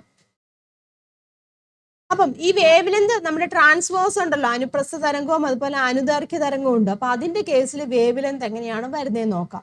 ഞാൻ നോക്കിയേ, ട്രാൻസ്വേഴ്സ് വേവ്സിന്റെ കേസിൽ, അനുപ്രസ്ഥ തരംഗത്തിന്റെ കേസിൽ എങ്ങനെ വരും, distance between 2 consecutive crest or 2 consecutive trough അല്ലെ. ട്രാൻസ്വേഴ്സ് വേവ് ഇങ്ങനെയല്ലേ. അപ്പൊ ഞാൻ നോക്കിയാൽ ഇതാണ് ക്രസ്റ്റ് അല്ല, ഇതാണ് ക്രസ്റ്റ് വരുന്നത്, ഇതാണ് ട്രഫ് വരുന്നത്. അപ്പം ഈ ക്രസ്റ്റ്, ഒന്നെങ്കിൽ ക്രസ്റ്റ് തമ്മിലുള്ള ഡിസ്റ്റൻസ് അല്ലെങ്കിൽ എന്താണ് ഈ ട്രഫ് തമ്മിലുള്ള ഡിസ്റ്റൻസ്, അതിനെയാണ് നമ്മൾ എന്ത് പറയുന്നത്, വേവ് ലെങ്ത്, ട്രാൻസ്വേഴ്സ് വേവിന്റെ കേസിൽ. മനസ്സിലായല്ലോ. ഇനി ലോഞ്ചിറ്റ്യൂണൽ വേവ്സിന്റെ കേസിലാണെങ്കിൽ അടുത്തടുത്ത് 2 കംപ്രഷനും റെയർഫ്രാക്ഷനും. ഇതാ നോക്കിയേ, കംപ്രഷൻ, ഇതൊരു കംപ്രഷൻ ആണ്, ഇതൊരു കംപ്രഷൻ, അപ്പൊ അത് തമ്മിലുള്ള ഡിസ്റ്റൻസ്. ദെൻ ഇവിടെ ഇതൊരു റെയർഫ്രാക്ഷൻ ആണ്, ഇതൊരു റെയർഫ്രാക്ഷൻ, അപ്പൊ ഇത് തമ്മിലുള്ള distance, that is A wave length. Clear ആയല്ലോ. മീറ്ററിനാണ് വേവ് ലെങ്ത് നമ്മൾ റെപ്രസെന്റ് ചെയ്യുന്നത്. ഇനി അടുത്ത 5ാമത്തെ ക്യാരക്ടറിസ്റ്റിക്സ് ആണ് എന്ത്, സ്പീഡ് ഓഫ് എ വേവ് എന്ന് പറഞ്ഞിരിക്കുന്നു കേട്ടോ. അതായത് വേവിന്റെ അല്ലെങ്കിൽ തരംഗത്തിന്റെ വേഗത എന്ന് പറയുന്നത്. തരംഗത്തിന്റെ വേഗത എന്ന് പറഞ്ഞാൽ 1 സെക്കൻഡ് കൊണ്ട് തരംഗം സഞ്ചരിക്കുന്ന ദൂരത്തിനെയാണ് നമ്മൾ തരംഗത്തിന്റെ വേഗത എന്ന് പറയുന്നത്. 1 സെക്കൻഡ് കൊണ്ട് കേട്ടോ, 1 സെക്കൻഡ് കൊണ്ട് തരംഗം സഞ്ചരിക്കുന്ന ദൂരമാണ് തരംഗത്തിന്റെ വേഗം എന്ന് പറയുന്നത് കേട്ടോ. അപ്പം ഇക്വേഷൻ കണ്ടല്ലോ, v is equal to total distance traveled by time. നമ്മൾ നോർമലി സ്പീഡ് കണ്ടുപിടിക്കുകയല്ലേ, v is equal to d by t എന്ന് പറയല്ലേ, അതേ ഇക്വേഷൻ തന്നെ കേട്ടോ. യൂണിറ്റ് മീറ്റർ പെർ സെക്കൻഡ് ആണ്. നമ്മൾ ആവൃത്തി അല്ലെങ്കിൽ ഫ്രീക്വൻസിയും വേവ് ലെങ്ത് തരംഗ ദൈർഘ്യവും കണ്ടായിരുന്നു ഇല്ലേ. അപ്പൊ ഇത് തമ്മിൽ റിലേഷൻ ഉണ്ട് കേട്ടോ. നോക്കുക, സ്പീഡ് കോൺസ്റ്റന്റ് ആയിരിക്കുവാണെന്നുണ്ടെങ്കിൽ frequency of a wave is inversely proportional to wavelength എന്നാണ്. അതായത് വിപരീത അനുപാതത്തിലായിരിക്കും ഫ്രീക്വൻസിയും വേവ് ലെങ്തും. അതായത് ആവൃത്തിയും തരംഗ ദൈർഘ്യം ഇൻവേഴ്സ്ലി പ്രപ്പോർഷണൽ ആയിരിക്കും. എങ്ങനെയായിരിക്കുമ്പോഴാണ്, ഏത് കണ്ടീഷനിലായിരിക്കുമ്പോഴാണ്, അവിടുത്തെ സ്പീഡ് കോൺസ്റ്റന്റ് ആയിരിക്കുകയാണെങ്കിൽ. അതായത് വേവ് ലെങ്ത് കൂടുവാണെന്നുള്ള ഫ്രീക്വൻസി കുറയും. മനസ്സിലാക്കിയിരിക്കും കേട്ടോ. വേവ് ലെങ്ത് കൂടി ഇൻവേഴ്സ്ലി ഈ ഒരു ഇക്വേഷൻ ഓർത്താൽ മതി. ഒന്ന് കൂടുമ്പോൾ ഒന്ന് കുറയുന്നു. വേവ് ലെങ്ത് കൂടുവാണെങ്കിൽ ഫ്രീക്വൻസി കുറയും. വേവ് ലെങ്ത് കുറയുവാണെന്ന് ഫ്രീക്വൻസി കൂടും. അത് കൃത്യമായിട്ട് ഓർത്തിട്ടുണ്ട്. വേവ് ലെങ്ത് കൂടുകയെന്ന് കണ്ടോ, ഈ ചിത്രത്തിൽ നിന്ന് മനസ്സിലാക്കാൻ സാധിക്കില്ല. വേവ് ലെങ്ത് ഇവിടെ കൂടുതൽ. ഇതിന് നോക്കി ഇവരെ സംബന്ധിച്ചാൽ ഇവിടെ വേവ് ലെങ്ത് ഇത്രയും വരുന്നുണ്ട്, കൂടുതലാണ് ഇല്ലേ. അപ്പൊ എന്താണ്, ഫ്രീക്വൻസി അവിടെ കുറയും. ക്ലിയർ ആയല്ലോ. ഇപ്പൊ ഇവിടുത്തെ വേവ് ലെങ്ത് വെച്ചാൽ എന്താണ്, ഇത് ഇത്ര ഉള്ളു. വേവ് ലെങ്ത് അവിടെ കുറവാണ്. അതനുസരിച്ച് ഫ്രീക്വൻസി അപ്പൊ അവിടെ കൂടുവാണ് ചെയ്യുന്നത്.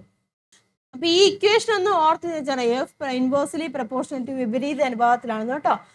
വേവ് ലെങ്തും ഫ്രീക്വൻസിയും വിപരീത അനുപാതത്തിലാണ്. ഇനി ഇത് ഈ 3 ടേംസുകളും ഉണ്ടല്ലോ, അതായത് ഫ്രീക്വൻസി, സ്പീഡ്, അതുപോലെ തന്നെ വേവ് ലെങ്ത്, ഇത് തമ്മിൽ റിലേഷൻ ഉണ്ട്. അതായത് speed of a wave v is equal to f into lambda എന്നാണ്. ഇത് ഇമ്പോർട്ടൻ്റ് ആണ്, പ്രോബ്ലം ചെയ്യാൻ ചോദിക്കുന്നതാണ് കേട്ടോ. v is equal to f lambda. അതിന് നമുക്ക് എഫിൻ്റെയും ലാംഡയുടെയും വാല്യൂ കണ്ടുപിടിക്കാം. എഫ് ആണെന്നുണ്ടെങ്കിൽ എങ്ങനെയാണ്, v by lambda എന്ന് വരും. ലാംഡ ആണെങ്കിൽ v by f. അത് ഇങ്ങനെയല്ലോ, ട്രയാങ്കിൾ വരച്ച് നമുക്ക് കണ്ടുപിടിക്കാം. v എഫും ലാംഡായും എഴുതുക. ട്രയാങ്കിൾ നമ്മൾ വരയ്ക്കുക, v എഫ് ലാംഡ എഴുതുക. v ആണെങ്കിൽ എങ്ങനെ കണ്ടുപിടിക്കാം, v is equal to ഇത് തമ്മിൽ മൾട്ടിപ്ലൈ ചെയ്യുക. v is equal to f into lambda. ഇനി എഫ് ആണ് ഇവിടെ കണ്ടുപിടിക്കുന്നത് ഇങ്ങനെ, ഇത് ഡിവിഷൻ അല്ല, ഇവിടെ നോക്കുക, v by ലാംഡ അല്ലേ, v by ലാംഡ എന്ന് വരാം. ഇനി ലാംഡയാണ് ഇവിടെ കണ്ടുപിടിക്കണമെങ്കിൽ, ഇത് ഇത്രയും പാർട്ട്, ലാംഡയാണെങ്കിൽ കണ്ടുപിടിക്കുന്നത് ഇത്രയും പാർട്ട്, v by എഫ്. മനസ്സിലായല്ലോ. അപ്പം ഇത് ഇമ്പോർട്ടൻ്റ് ആണ്, പ്രോബ്ലം ചെയ്യാൻ ചോദിക്കാറുണ്ട്. v is equal to f lambda. ഇനി അടുത്ത പഠിക്കാനുള്ള ടോപ്പിക്കാണ് റിഫ്ലക്ഷൻ ഓഫ് സൗണ്ട് അല്ലെങ്കിൽ ശബ്ദത്തിന്റെ പ്രതിപതനം കേട്ടോ. പ്രതിപതനം എന്ന് വെച്ചാൽ തിരിച്ചു വരുന്നത്, എവിടെയാണ് തട്ടിച്ച് തിരിച്ചു വരുന്നതിനാണ് റിഫ്ലക്ഷൻ ഓഫ് സൗണ്ട് എന്ന് പറഞ്ഞിരിക്കുന്നത്. അത് സ്മൂത്ത് സർഫസിലാണെങ്കിൽ റിഫ്ലക്ഷൻ അവിടെ കൂടുതലായിരിക്കും. അതുപോലെ തന്നെ ലൗഡ്നെസ്, ഉച്ചത അവിടെ കൂടുതലായിരിക്കും. റഫ് സർഫസിലാണെങ്കിൽ റിഫ്ലക്ഷൻ അവിടെ കുറവായിരിക്കും, അതായത് ലൗഡ്നെസ് അവിടെ കുറവായിരിക്കും. ഇനി റിഫ്ലക്ഷൻ ഓഫ് സൗണ്ട് യൂട്ടിലൈസ് ചെയ്യുന്ന സിറ്റുവേഷൻസ് ഒക്കെ ഉണ്ട് കേട്ടോ. അതായത് സൗണ്ട് ബോർഡ്, നമ്മുടെ ഓഡിറ്റോറിയത്തിലൊക്കെ സൗണ്ട് ബോർഡ് വെക്കാറുണ്ട്. അപ്പം തന്നെ മാക്സിമം സൗണ്ട് റിഫ്ലക്ട് ചെയ്ത് എല്ലാവരിലേക്കും ഒരുപോലെ എത്തും. അതുപോലെ തന്നെ സീലിങ്സ് ഒക്കെ കർവ്ഡ് ആയിട്ട് വെക്കുന്നതിന്റെ കാരണം എന്താണെന്നൊക്കെ ചോദിക്കാറുണ്ട്. അതിന് കാരണം എന്താണ്, ഒരു സ്രോതസ്സിൽ നിന്നാണ് സൗണ്ട് വരുന്നത്. അപ്പൊ അതെങ്ങനെയാണ് എല്ലാ ഭാഗത്തേക്കും ഈക്വൽ ആയിട്ട് എത്തിക്കാൻ സാധിക്കുന്നുണ്ട്. അപ്പോൾ ഒരു സ്രോതസ്സിൽ നിന്ന്, ഈ രണ്ട് സിറ്റുവേഷനിലും ഒരു സ്രോതസ്സിൽ നിന്നാണ്, ഒരാളിൽ നിന്നാണ് സൗണ്ട് വരുന്നത്. ആ ഒരാളിൽ നിന്ന് വരുന്ന സൗണ്ട് ഈക്വൽ ആയിട്ട് എല്ലാവരിലേക്കും എത്തിക്കാൻ സാധിക്കുന്നുണ്ട്. അതായത് റിഫ്ലക്ഷൻ ഓഫ് സൗണ്ട് ആണ് കേട്ടോ ഈ രണ്ട് കേസിലും. മനസ്സിലാക്കുക കേട്ടോ. ഇനി സൗണ്ട് പല പ്രാവശ്യം ആവർത്തിച്ച് വരുന്നുണ്ട്. അതായത് ശബ്ദത്തിന്റെ ആവർത്തന പ്രതിപതനം എന്ന് പറയും, മൾട്ടിപ്പിൾ റിഫ്ലക്ഷൻ ഓഫ് സൗണ്ട് കേട്ടോ. അതായത് ഒരു പ്രാവശ്യം നമ്മൾ സൗണ്ട് പ്രൊഡ്യൂസ് ചെയ്യുന്നു, അത് റിഫ്ലക്ട് ചെയ്ത് ഇവിടെ നോക്കിയേ, ഇയാൾ ഇവിടെ സൗണ്ട് പ്രൊഡ്യൂസ് ചെയ്യുന്നുണ്ട്, ഇവിടെ തട്ടുന്നുണ്ട്, അവിടെ തട്ടി റിഫ്ലക്ട് ചെയ്ത് ഇവിടെ വരുന്നുണ്ട്, പിന്നെ അവിടെ തട്ടി വെച്ച് പിന്നെ ഇങ്ങനെ റിഫ്ലക്ട് ചെയ്യുന്നുണ്ട്. അങ്ങനെ പല പ്രാവശ്യം റിഫ്ലക്ട് ചെയ്ത് വരുന്നതിനാണ് നമ്മൾ മൾട്ടിപ്പിൾ റിഫ്ലക്ഷൻ എന്ന് പറഞ്ഞിരിക്കുന്നത്, ശബ്ദത്തിന്റെ ആവർത്തന പ്രതിപതനം എന്ന് പറയുന്നത്. മനസ്സിലാക്കുക കേട്ടോ. ഇനി അടുത്ത പഠിക്കാനുള്ളതാണ് പെർസിസ്റ്റൻസ് ഓഫ് ഹിയറിംഗ്, അല്ലെങ്കിൽ എന്താണ്, ശ്രവണ സ്ഥിരത എന്ന് പറയും. അതായത് നമ്മളൊരു സൗണ്ട് കേൾക്കുവാണെന്നുണ്ടെങ്കിൽ അത് നമ്മുടെ ചെവിയിൽ എത്ര നേരം നിൽക്കും, 1/10 ഓഫ് എ സെക്കൻഡ്, 0.1 സെക്കൻഡ് സമയത്തേക്ക് നമ്മുടെ ചെവിയിൽ ആ സൗണ്ട് തങ്ങി നിൽക്കും. അതിനെ നമ്മൾ പറയുന്ന പേരാണ് പെർസിസ്റ്റൻസ് ഓഫ് ഹിയറിംഗ് എന്ന് പറയും. ആ സമയം ഓർക്കോട്ടെ, എത്രയാണ്, 1/10 സെക്കൻഡ് ആണ് കേട്ടോ. 1/10 സെക്കൻഡ് അല്ലെങ്കിൽ 0.1 സെക്കൻഡ് സമയത്തേക്ക് നമ്മുടെ ചെവിയിൽ നിൽക്കും. അതിനുള്ളിൽ കുറെ സൗണ്ടുകൾ വരുവാണെന്നുണ്ടെങ്കിൽ അവ ഒരുമിച്ച് നമുക്ക് കേൾക്കുന്നതായിട്ട് തോന്നും. That phenomena is known as A persistence of hearing അല്ലെങ്കിൽ ശ്രവണ സ്ഥിരത. ഇനി നമുക്ക് പഠിക്കാനുള്ള ടോപ്പിക്കാണ് എക്കോ കേട്ടോ. എക്കോ അല്ലെങ്കിൽ എന്താണ് പറഞ്ഞത്, പ്രതിധ്വനി. എന്താണ് എക്കോ എന്ന് പറഞ്ഞാൽ, നമ്മളൊരു സൗണ്ട് പ്രൊഡ്യൂസ് ചെയ്തു, അത് എവിടെയെങ്കിലും ചെന്ന് തട്ടിയച്ച് തിരിച്ച് ഇല്ലേ നമ്മൾ കേൾക്കുന്നതിനാണ് നമ്മൾ പ്രതിധ്വനി അല്ലെങ്കിൽ എക്കോ എന്ന് പറയുന്നത്. ഇവിടെ ഓർക്കേണ്ട ഒരു പോയിന്റ് ആണ്, പ്രതിധ്വനി കേൾക്കാൻ വേണ്ടിയുള്ള മിനിമം ഡിസ്റ്റൻസ് എന്ന് പറയുന്നത് 17.5 മീറ്റർ ആണ്. അതായത് നമ്മൾ ഇവിടെ നിന്ന് ആ സൗണ്ട് പ്രൊഡ്യൂസ് ചെയ്യുന്നു, അതെവിടെയെങ്കിലും ഒരു റിഫ്ലക്റ്റിംഗ് സർഫസ് ഉണ്ട്, അവിടെ പോയി ചെന്ന് തട്ടിയച്ച് തിരിച്ചു വരണം ഇല്ല, തിരിച്ചു വരുമ്പോഴാണ് നമ്മൾ കേൾക്കുന്നത്. അപ്പോൾ നമ്മൾ പ്രൊഡ്യൂസ് ചെയ്യുന്ന അല്ലെങ്കിൽ ആ സോഴ്സും അതുപോലെ റിഫ്ലക്റ്റിംഗ് സർഫസും തമ്മിലുണ്ടാകുന്ന മിനിമം ഡിസ്റ്റൻസ് എത്രയായിരിക്കണം, 17.5 മീറ്റർ ആയിരിക്കണം. ക്ലിയർ ആയല്ലോ? അത് കൃത്യമായിട്ട് ഓർത്തോണം കേട്ടോ. അപ്പൊ ഇതുമായിട്ട് ബന്ധപ്പെട്ട് പ്രോബ്ലം ചോദിക്കാറുണ്ട്, സ്പീഡ് ഓഫ് സൗണ്ട് കണ്ടുപിടിക്കാനൊക്കെ ചോദിക്കാറുണ്ട് കേട്ടോ. അപ്പൊ നമ്മളിവിടെ ഓർക്കേണ്ട ഒരു കാര്യം, ഇവിടുത്തെ ടോട്ടൽ ഡിസ്റ്റൻസ് വേണം നമ്മൾ കൺസിഡർ ചെയ്യാൻ. എക്കോ എന്ന് ക്വസ്റ്റിനിൽ പറഞ്ഞിട്ടുണ്ടെന്നുണ്ടെങ്കിൽ അവിടുത്തെ ഡിസ്റ്റൻസ് നമ്മൾ എപ്പോഴും ടോട്ടൽ ഡിസ്റ്റൻസ് കൺസിഡർ ചെയ്യണം. അതായത് ഈ ആള് പ്രൊഡ്യൂസ് ചെയ്യുവാണ് സൗണ്ട്, അപ്പൊ ഇവിടുന്ന് റിഫ്ലക്റ്റിംഗ് സർഫസിൽ ചെല്ലുന്നുണ്ട്, അതാണ് നമ്മൾ ഡിസ്റ്റൻസ് ഡി ആയിട്ട് എടുക്കുന്നത്. അത് തിരിച്ച് നമ്മൾ കേൾക്കുന്നുണ്ടെങ്കിൽ ആ സൗണ്ട് പിന്നെയും തിരിച്ചെങ്ങനെയാണ് ഇങ്ങോട്ട് പിന്നെയും ട്രാവൽ ചെയ്യുന്നുണ്ട്. അപ്പൊ ടോട്ടൽ ഡിസ്റ്റൻസ് എന്ന് പറയുമ്പോൾ എത്ര വരും, 2d വരും. മനസ്സിലായല്ലോ? അപ്പൊ സ്പീഡ് ഓഫ് സൗണ്ട് എന്ന് പറഞ്ഞാൽ v = 2d/t എന്നാണ് വരുന്നത് കേട്ടോ. v = 2d/t ആണ് വരുന്നത്. അപ്പൊ അത് നിങ്ങൾ കൃത്യമായിട്ട് മനസ്സിലാക്കുക കേട്ടോ. അതിപ്പോ പ്രോബ്ലം ഒക്കെ ചെയ്യാൻ നേരത്ത് നമ്മൾ ഡിസ്റ്റൻസ് എക്കോ കേൾക്കുവാന്ന് പറയുവാണെന്നുണ്ടെങ്കിൽ നമുക്ക് ടോട്ടൽ ഡിസ്റ്റൻസ് 2d ആയിട്ട് എടുക്കണം. ക്ലിയർ ആവുന്നുണ്ടല്ലോ? അതുപോലെ തന്നെ ചിലപ്പം എന്താണ് ഡിസ്റ്റൻസ് കണ്ടുപിടിക്കാൻ ചോദിക്കാറുണ്ട്. ഈ ഒരു ഡിസ്റ്റൻസ് കണ്ടുപിടിക്കാൻ ചോദിക്കാറുണ്ട്. എക്കോ പ്രൊഡ്യൂസ് ചെയ്യുന്ന കേസിലാണെന്നുണ്ടെങ്കിൽ ഇതിൽ നിന്ന് നമുക്ക് ഡിസ്റ്റൻസ് കണ്ടുപിടിക്കാം. ഡിസ്റ്റൻസിന് ഇക്വേഷൻ എങ്ങനെ വരും, d = vt/2 എന്ന് വരും കേട്ടോ. d = vt/2 എന്ന് വരും. അപ്പം ആ ഡി എന്ന് പറഞ്ഞിരിക്കുന്നത് അപ്പൊ ഈ ഒരു ഇത്ര വരത്തുള്ളൂ. ഇപ്പൊ നമ്മൾ എക്കോ പ്രൊഡ്യൂസ് ചെയ്യുന്നെന്ന് പറയുന്നതുകൊണ്ട് നമ്മൾ ഈ ഇക്വേഷൻ ഉപയോഗിക്കുന്നുണ്ട്. മനസ്സിലാവുന്നുണ്ടോ പറഞ്ഞത്? അപ്പം അതിൽ നമുക്ക് ഡി കണ്ടുപിടിക്കാൻ, d = vt/2 ആണ്. മനസ്സിലാക്കോട്ടെ. ഇതുമായിട്ട് ബന്ധപ്പെട്ട പ്രോബ്ലംസ് നമ്മൾ ഒരുപാട് ചെയ്തിട്ടുണ്ട്. നിങ്ങൾ പ്ലേലിസ്റ്റിൽ ഈ ചാപ്റ്റർ ഒന്ന് ചെക്ക് ചെയ്ത് കഴിഞ്ഞാൽ പ്രോബ്ലംസ് ഒക്കെ ഇഷ്ടംപോലെ ഉണ്ട്. അതൊക്കെ ഒന്ന് ചെയ്ത് തന്നെ നോക്കുക കേട്ടോ. ഇമ്പോർട്ടൻ്റ് ആയിട്ടുള്ള ഒരു സെക്ഷനാണ്. അപ്പോൾ ഇതുമായിട്ട് ബന്ധപ്പെട്ട ക്വസ്റ്റ്യൻ എന്തായാലും പ്രോബ്ലം എന്തായാലും ഉണ്ടായിരിക്കും. മനസ്സിലായല്ലോ? അപ്പോൾ ഇതുമായിട്ട് ബന്ധപ്പെട്ട പ്രോബ്ലംസ് ഒക്കെ നിങ്ങൾ ചെയ്ത് തന്നെ നോക്കുക കേട്ടോ. അടുത്താണ് അനുരണനം അല്ലെങ്കിൽ റിവർബറേഷൻ എന്ന് പറയും. അതായത് ഒരു ശബ്ദം ഉണ്ടായതിനു ശേഷം ആവർത്തന പ്രതിഫലനത്തിന് ഫലമായി അനുഭവപ്പെടുന്ന മുഴക്കമാണ് അനുരണനം എന്ന് പറഞ്ഞിരിക്കുന്നത്. അതായത് റിവർബറേഷൻ, നമ്മൾ ഒരു ശബ്ദം ഉണ്ടായി പിന്നെ അതിങ്ങനെ റിഫ്ലക്ട് ചെയ്ത് കേൾക്കുമ്പോൾ നമുക്കൊരു മുഴക്കം പോലെ തോന്നും. അതിനെയാണ് നമ്മൾ റിവർബറേഷൻ അല്ലെങ്കിൽ അനുരണനം എന്ന് പറയുന്നത് കേട്ടോ. അപ്പൊ അതിന് കാരണം എന്താണ്, ആവർത്തന പ്രതിഫലനമാണ്. അതായത് റിഫ്ലക്ഷൻ ഓഫ് സൗണ്ട് ഇങ്ങനെ പല പ്രാവശ്യം റിഫ്ലക്ട് ചെയ്യുന്നില്ലേ, അതുമൂലമാണ് ഇവിടെ റിവർബറേഷൻ ഉണ്ടാകുന്നത്. ആവർത്തിച്ച് സൗണ്ട് റിഫ്ലക്ട് ചെയ്യുന്നുണ്ട്. അപ്പൊ അതുമൂലം ഉണ്ടാകുന്ന മുഴക്കം കേട്ടോ, അതിനെ നമ്മൾ പറയാം is a lingering of sound even after the original sound has stopped. Original sound നിർത്തിയതിന് ശേഷവും പിന്നെ നമ്മൾ സൗണ്ട് ഇങ്ങനെ മുഴങ്ങി കേൾക്കുവാണെങ്കിൽ എന്താണ്, അത് പല സ്ഥലങ്ങളിൽ തട്ടി റിഫ്ലക്ട് ചെയ്തിട്ട് നമ്മൾ കേൾക്കുവാണ്. അപ്പൊ അതിനെയാണ് പറയുന്നത് അനുരണനം അല്ലെങ്കിൽ റിവർബറേഷൻ. ഇനി നമുക്ക് പഠിക്കാനുള്ള ശ്രവണ പരിധിയെ കുറിച്ചാണ് കേട്ടോ. ശ്രവണ പരിധി അല്ലെങ്കിൽ എന്താണ്, ലിമിറ്റ്സ് ഓഫ് ഓഡിബിലിറ്റി കേട്ടോ. നമുക്ക് എല്ലാ സൗണ്ടും കേൾക്കാൻ സാധിക്കില്ല. ഹ്യൂമൻ ബീങ്ങിനെ സംബന്ധിച്ചോളം നമുക്കൊരു റേഞ്ച് ഉണ്ട്. എത്രയാണ്, 20 ഹെർട്സ് കേട്ടോ. 20 ഹെർട്സ് മുതൽ 20,000 കേട്ടോ. 20 ഹെർട്സ് മുതൽ 20,000 ഹെർട്സ് വരെ. 20,000 പകരം ചിലപ്പം 20 കിലോ ഹെർട്സ് എന്നൊക്കെ തരാറുണ്ട് കേട്ടോ. അപ്പൊ 20 കിലോ ഹെർട്സ് എന്ന് പറയുന്നു, 20 ഹെർട്സ് എന്ന് പറയുന്നു ഒരുപോലെ തന്നെയാണ്. അപ്പൊ ഇതാണ് നമ്മുടെ ഓഡിബിൾ റേഞ്ച് എന്ന് പറഞ്ഞിരിക്കുന്നത്. ഈ 20 ഹെർട്സിന് താഴെയുള്ള സൗണ്ടിനെ നമ്മൾ എന്ത് പറയും, ഇൻഫ്രാസോണിക് എന്ന് പറയും. ഇൻഫ്രാസോണിക് എന്ന് പറയും. 20,000 ഹെർട്സിന് മുകളിലുള്ളതിനെ നമ്മൾ എന്താണ് പറയുന്നത്, അൾട്രാസോണിക് എന്ന് പറയും. ഇത് രണ്ടും ഹ്യൂമൻ ബീങ്ങിന് കേൾക്കാൻ സാധിക്കില്ല, പക്ഷെ മറ്റു ജീവജാലങ്ങൾക്കൊക്കെ കേൾക്കാൻ സാധിക്കും കേട്ടോ. അത് കൃത്യമായിട്ട് ഓർത്തിരിക്കും കേട്ടോ. അപ്പം മനസ്സിലാക്കിയിരിക്കും കേട്ടോ. അപ്പൊ ഡോഗിനെയൊക്കെ ട്രെയിൻ ചെയ്യാൻ വേണ്ടി ഗാൾട്ടൺ വിസിൽ ഉപയോഗിക്കാറുണ്ട്. അപ്പൊ അതിന്റെ റീസൺ ഒക്കെ ചോദിക്കാറുണ്ട്. ഗാൾട്ടൺ വിസിലിന്റെ ഫ്രീക്വൻസി എന്ന് പറഞ്ഞാൽ ഏകദേശം 30,000 കേട്ടോ. 30,000 ഹെർട്സ് ആണ്. അപ്പൊ നമുക്കത് കേൾക്കാൻ സാധിക്കില്ല, പക്ഷെ ഡോഗ്സിനൊക്കെ ക്ലിയർ ആയിട്ട് കേൾക്കാൻ സാധിക്കും. ക്ലിയർ ആയല്ലോ? അപ്പം അത് വൃത്തിയായിട്ട് ഇതുമായിട്ട് ബന്ധപ്പെട്ട ക്വസ്റ്റ്യൻസ് ചോദിക്കാറുണ്ട് കേട്ടോ. ഓഡിബിൾ റേഞ്ച് എത്രയാണ്, 20 ഹെർട്സിന് താഴെയുള്ളതിനെ എന്ത് പറയുന്നുണ്ട്, അതുപോലെ തന്നെ 20,000 ഹെർട്സിന് മുകളിലുള്ളതിനെ എന്ത് പറയുന്നൊക്കെ ചോദിക്കാറുണ്ട്. പഠിക്കുക കേട്ടോ. അവിടെ നോക്കിയേ, animals like dog, moths, bats, dolphin and cats can hear ultrasonic sound കേട്ടോ. അപ്പോൾ infrasonic pigeons, elephants, whales, rhinoceros ഒക്കെ ഇൻഫ്രാസോണിക് സൗണ്ട് ആണ് കേൾക്കുന്നത്. അപ്പൊ ഇതൊന്നും ഓർത്തിരിക്കണം കേട്ടോ. Dog, moth, bats. ബാറ്റ്സ് ഒക്കെ രാത്രിയിൽ എന്താണ് അൾട്രാസോണിക് സൗണ്ട് ഉപയോഗിച്ചിട്ടാണ് ഇര പിടിക്കുന്നത് കേട്ടോ. അതൊക്കെ ഓർത്തിരിക്കുക. അതൊക്കെ ചോദിക്കാം, ഏത് സൗണ്ടാണ് ബാറ്റ്സ് പ്രൊഡ്യൂസ് ചെയ്യുന്നത്, അല്ലെങ്കിൽ ബാറ്റ്സിന് കേൾക്കാൻ സാധിക്കുന്നതെന്നൊക്കെ ചോദിക്കാറുണ്ട്. അത് അൾട്രാസോണിക് സൗണ്ടാണ്. പിന്നെ എലിഫൻസും പീജിയൻസും ഒക്കെ ഇൻഫ്രാസോണിക് ആണ്. അപ്പോൾ ഈ അൾട്രാസോണിക് സൗണ്ട് ഉപയോഗിച്ചിട്ടാണ് bats can travel smoothly and catch pray easily എന്ന് പറഞ്ഞു കേട്ടോ. രാത്രിയിൽ ഇരുട്ടത്തൊക്കെ സുഖമായി സഞ്ചരിക്കാനും ഇര പിടിക്കാനും ഒക്കെ അൾട്രാസോണിക് സൗണ്ടാണ് ഉപയോഗിക്കുന്നത്. ഈ അൾട്രാസോണിക് സൗണ്ടിന് മറ്റ് പല യൂസസുകളൊക്കെ ഉണ്ട് കേട്ടോ. അതാ നോക്കുക, മെഡിക്കൽ പറയുകയാണെന്നുണ്ടെങ്കിൽ to crush stones in kidney. കിഡ്നിയിലെ ചെറിയ കല്ലുകളൊക്കെ ഉണ്ടല്ലോ, അതൊക്കെ പൊടിച്ച് കളയാൻ വേണ്ടി അൾട്രാസോണിക് സൗണ്ട് കൊടുക്കും. അപ്പം എന്താണ്, ഹൈ ഫ്രീക്വൻസി അല്ലേ, 20,000 ഹെർട്സിന് മുകളിലുള്ള. അപ്പം എന്ത് സമയം ഹൈ ഫ്രീക്വൻസി വൈബ്രേഷൻ അതുപോലെയല്ല ഉണ്ടാകും. ആ വൈബ്രേഷൻ മൂലം ഇതൊക്കെ ചെറിയ ചെറിയ സംഭവങ്ങളൊക്കെ പൊടിഞ്ഞു പോകും. ഫിസിയോതെറാപ്പിയിൽ ഉപയോഗിക്കുന്നുണ്ട്.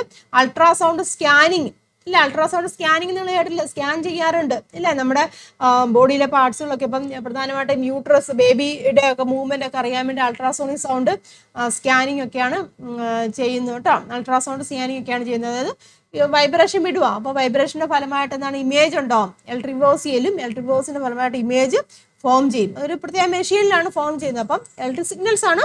ഇലക്ട്രിക് സിഗ്നൽസിനെ കൺവേർട്ട് ചെയ്തിട്ട് ഇമേജ് ആക്കി മാറ്റുകയാണ് ചെയ്യുന്നത് കേട്ടോ. അപ്പം അതിനുവേണ്ടി ഉപയോഗിക്കാറുണ്ട്. പിന്നെ ക്ലീനിങ് പർപ്പസിന്, അതായത് സ്പൈറൽ ട്യൂബ്സ് ഒക്കെ കേട്ടോ ക്ലീൻ ചെയ്യാൻ വേണ്ടി അൾട്രാസോണിക് സൗണ്ട് ഉപയോഗിക്കാറുണ്ട്. പിന്നെ മെയിനായിട്ട് സോണാർ എന്ന് പറഞ്ഞാൽ എന്താണ്, സൗണ്ട് നാവിഗേഷൻ ആൻഡ് റേഞ്ചിങ്. അതായത് കടലിനടിയിലൊക്കെയുള്ള വസ്തുക്കളുടെ സ്ഥാനം കണ്ടുപിടിക്കാനും ഒക്കെ എന്തിനു വേണ്ടി ഉപയോഗിക്കുന്നുണ്ട്, അൾട്രാസോണിക് സൗണ്ട്. അതായത് സോണാറിൽ ഉപയോഗിക്കുന്ന ഏതാണ്, അൾട്രാസോണിക് സൗണ്ട് ആണ്. അപ്പോൾ വളരെ ഇമ്പോർട്ടൻ്റ് ആയിട്ടുള്ള ടോപ്പിക്കാണ് കേട്ടോ ഓഡിബിലിറ്റി എന്ന സെക്ഷൻ. അതിൽ അൾട്രാസോണിക്കും ഇൻഫ്രാസോണിക് സൗണ്ട്.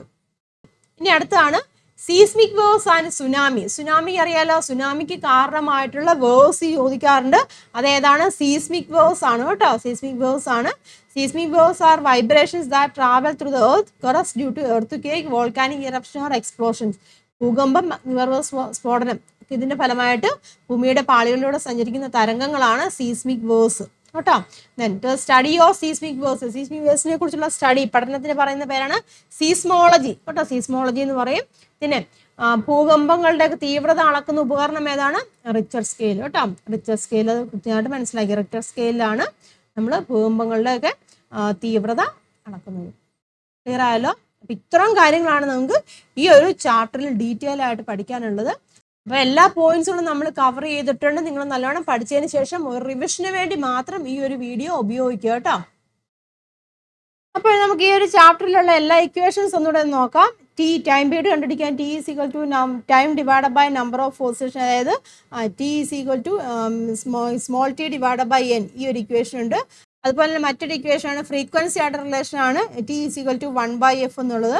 ഇനി ഫ്രീക്വൻസി എന്ന് പറഞ്ഞാൽ number of force station by time ആണ്. അതായത് n/t എന്ന് പറയുന്ന ഇക്വേഷൻ ഉണ്ട്, അത് ഉപയോഗിക്കുക. അതുപോലെ തന്നെ ടൈം പീരീഡുമായിട്ട് റിലേറ്റ് ചെയ്ത ഇക്വേഷൻ ഏതാണ്, F is equal to 1/t ആണ് വരുന്നത് കേട്ടോ. പിന്നെ എന്താണ് ഫ്രീക്വൻസിയും അതായത് ആവർത്തിയും തരംഗദൈർഘ്യവും തമ്മിൽ ഇൻവേഴ്സ്ലി പ്രപ്പോർഷനിലാന്ന് പറയുന്നുണ്ട്, അത് മനസ്സിലാക്കിയിരിക്കുക. പിന്നെ V is equal to f lambda എന്ന് പറഞ്ഞ ഇക്വേഷൻ, അതിൽ നിന്ന് എഫും ലാംഡായും നമുക്ക് കണ്ടുപിടിക്കാനുണ്ട്, അതും പഠിക്കണം. പിന്നെ അതുപോലെ തന്നെ എക്കോയുടെ ബേസിൽ വരുന്ന ഇക്വേഷൻ ആണ് speed. V is equal to 2d/t ആണ് വരുന്നത്. അപ്പം d ആണ് കണ്ടുപിടിക്കാന്നുണ്ടെങ്കിൽ V into t/2 എന്ന് വരും. മനസ്സിലാണല്ലോ. അപ്പൊ ഇത്രയും ഇക്വേഷൻസ് ആണ് ഈ ഒരു ചാപ്റ്ററിൽ പഠിക്കാനുള്ളത്. ഇത് ഉപയോഗിച്ച് പ്രോബ്ലംസും ചെയ്യാൻ ചോദിക്കാറുണ്ട്. അപ്പൊ എല്ലാവരും കൃത്യമായിട്ട് പഠിക്കുക കേട്ടോ. നമ്മൾ പ്രോബ്ലംസും വീഡിയോസും ഒക്കെ ഒരുപാട് ചെയ്തിട്ടുണ്ട്. പ്രോബ്ലംസ് തന്നെയായിട്ട് ഒരുപാട് വീഡിയോസ് ചെയ്തിട്ടുണ്ട്. പ്ലേലിസ്റ്റിൽ ഈ ചാപ്റ്റർ ചെക്ക് ചെയ്ത് കഴിഞ്ഞാൽ അതിലെല്ലാ പ്രോബ്ലംസും ഒക്കെ ഉണ്ട്. അതൊക്കെ ചെയ്ത് തന്നെ നിങ്ങൾ നോക്കി പഠിക്കുക കേട്ടോ. അപ്പോൾ ഈ ഒരു ചാപ്റ്ററിന്റെ വൺ ഷോട്ട് റിവിഷൻ എല്ലാവർക്കും മനസ്സിലായി കാണുമെന്ന് വിശ്വസിക്കുന്നു. എല്ലാ ടോപ്പിക്കുകളും നമ്മൾ കവർ ചെയ്തിട്ടുണ്ട്. നിങ്ങൾ പഠിക്കുക, മനസ്സിലാക്കി കാര്യങ്ങൾ കൃത്യമായിട്ട് പഠിക്കുക. അപ്പോൾ നിങ്ങൾക്ക് ഉപകാരമായിട്ട് തോന്നുന്നുണ്ടെങ്കിൽ തീർച്ചയായിട്ടും നിങ്ങളുടെ അഭിപ്രായങ്ങളൊക്കെ കമന്റ് ചെയ്യണം, വീഡിയോയ്ക്ക് ലൈക്ക് ചെയ്യണം, ഹൈപ്പ് ചെയ്യുക. അതുപോലെ തന്നെ മാക്സിമം നിങ്ങളുടെ ഫ്രണ്ട്സിലേക്കൊക്കെ ഒന്ന് ഷെയർ ചെയ്ത് കൊടുക്കുക കേട്ടോ. അപ്പോൾ ഇതുപോലെയുള്ള മറ്റ് ക്ലാസ്സുകളുമായിട്ട് നമുക്ക് വീണ്ടും കാണാം. എല്ലാവരും നല്ലതുപോലെ പഠിക്കുക. താങ്ക്